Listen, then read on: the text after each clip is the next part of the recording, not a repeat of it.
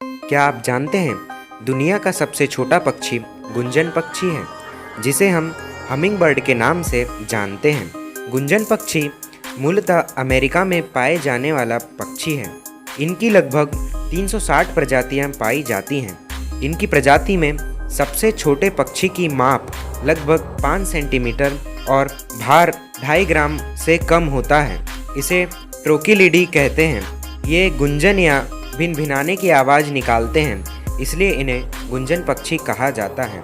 Humming bird एकमात्र ऐसा पक्षी है जो पीछे की ओर उड़ता है।